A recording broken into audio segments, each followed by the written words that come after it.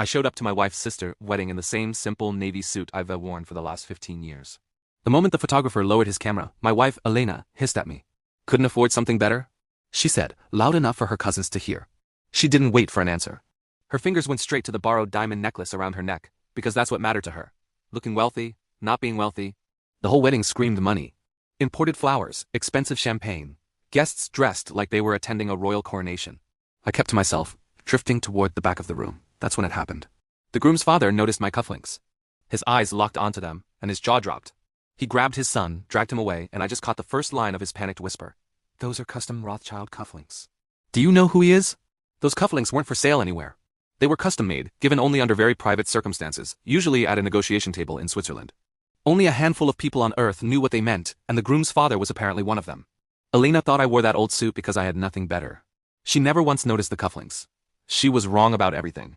During the vows, I started catching the tremors. Bridesmaids whispering, a groomsman staring at me before pulling out his phone. They were all trying to figure out who I was. Meanwhile, Elena glided around, completely unaware that the attention was shifting away from her. The groom's father stood near a pillar, phone pressed to his ear, his eyes flicking back to me. Her own uncle, a top executive at a private equity firm, spotted me, his fork stopping mid-air as he tried to place where he'd seen my face before. Later, in the cigar lounge, two men approached me. Victor Hartley, a former senior partner at a major capital firm, and Derek Vaughan, a man known for making massive bets on insider information. They looked like they'd seen a ghost. You've been off the radar since Geneva, Victor said. We thought you vanished. I did, I replied. Derek glanced toward Elena. She doesn't know? The truth is she never asked. She never cared about the foreign phone calls or questioned why I had two passports. To her, I was just a quiet man with a job she couldn't explain, but now my name was back in the room.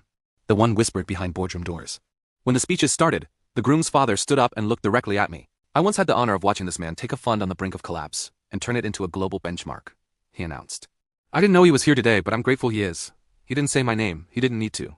Elena was mid-sip. Her hand froze. She looked at me and I didn't flinch. Her polished expression finally dropped. Her eyes darted around as people started whispering, checking their phones and glancing my way. She grabbed my arm, her nails digging in. What is going on? You never asked, I said quietly. She built a life around being seen, but it was what she chose not to see that destroyed her. She thought power looked like marble floors and expensive champagne.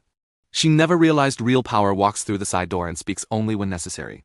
She tried to make me small to feel big, but I never had to shout. All I had to do was show up and let her implode on the silence she created. She wanted to shine, but I built the damn stage. Thanks for watching. Don't forget to comment and subscribe.